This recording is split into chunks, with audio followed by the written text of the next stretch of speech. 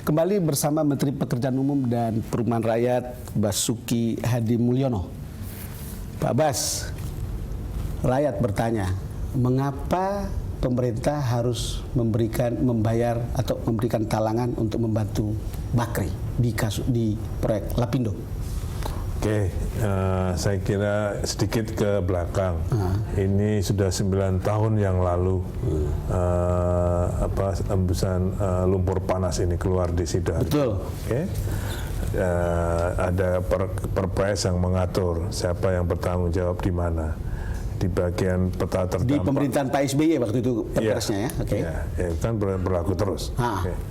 Jadi di dalam peta terdampak memang menjadi tanggung jawab Bakri.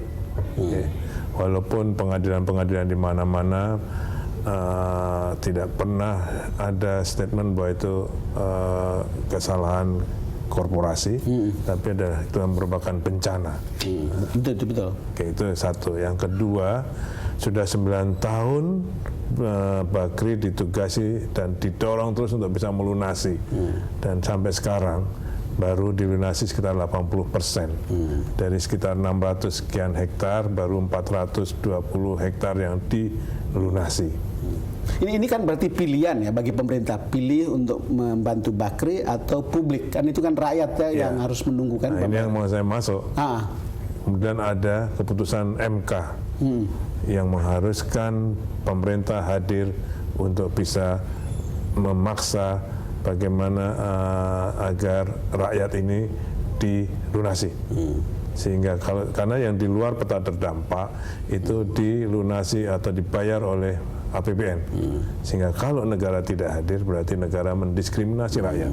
Dan itu sudah dekat ya, ini tanggal 26 Juni itu Presiden Jokowi berjanji akan membayar dana talangan untuk sisa ganti rugi korban terdampak Lapindo 26 Juni. Ya, siap. Jadi itu sekarang sehingga dengan keputusan MK itu dalam sidang rapat diputuskan kita akan memberikan antisipasi talangan dana kepada rakyat. Bukan berarti meniadakan tanggung jawab Bakri, tapi kita minta semua jaminannya. Semua jaminan. Jadi tanah itu nanti akan yang menjadi sudah dibeli aset Bakri pemerintah. Menjadi jaminannya, dan itu sudah diverifikasi oleh BPKP. Yang tadinya Bakri menyampaikan sudah membayar 3,03 triliun. Setelah diverifikasi ternyata ada yang double counting dan sebagainya, menjadi 2,7 triliun rupiah. Jadi itulah yang menjadi jaminan nanti. 2,7 triliun rupiah menjadi jaminan ya? Iya. Oke, yang nanti dibayarkan ini talangan ini ada 781 miliar. Iya. Dan itu akan dibagikan kepada rakyat langsung. Yang langsung ya. Iya, dan itu Bapak diberi waktu 4 tahun Bakri untuk membayar kembali kepada pemerintah dengan bunga 4,8%. 4,8% dalam waktu 4 tahun. Iya. Kalau tidak begitu tanahnya yang diambil. Iya. Is it fair?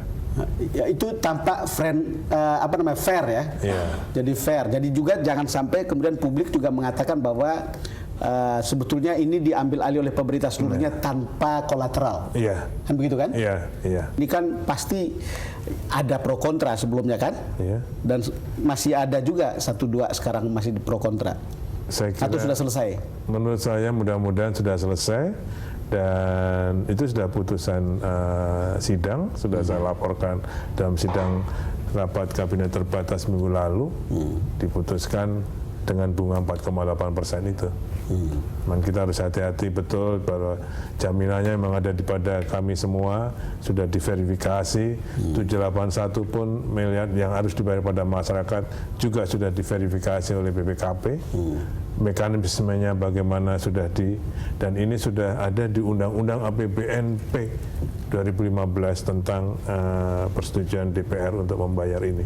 Pak Bas, saya agak worry sebetulnya karena biasanya hal-hal begini pada satu saat akan dibuka lagi. Kan kita bisa tahu ada beberapa case yang memperlihatkan ancaman pembuat kebijakan itu bisa harus ikut mempertanggungjawabkan tindakan yang tanda kutip kriminal atau pidana. Jadi pembuat kebijakan bisa dipidana. ini kan Anda maupun pemerintah ini membuat kebijakan seperti ini. Pada satu saat itu bisa dibuka lagi gitu. Bagaimana? Karena ini sudah kesepakatan antara pemerintah dan DPR, ini sudah ada di Undang-Undang APBNP. Jadi sudah dua-duanya. Apa saja yang harus diperjanjikan juga ada di undang-undang. Jadi saya memang pada saat atas saya bilang asal apakah ini ada merugikan negara, itu yang saya pegang dulu. Kalau tidak merugikan negara saya lakukan. Karena ini sekali lagi Bapak, berapa ribu orang rakyat yang menunggu. Saya nggak tahu secara politisnya, saya bukan orang politik. Permainan politik kita tahu bisa berubah dari banyak hal yang abu-abu. Karena kita tahu misalnya Sri Mulyani pernah kayak di masuk pengadilan di DPR, kayak begitu kan cerita yang sekarang orang juga berbicara tentang TPPI dan seterusnya. Hanya saya mau remind aja tentang itu. Ya, terima kasih, insya Allah aja. Kita break lagi dan kita akan segera kembali setelah jeda berikut.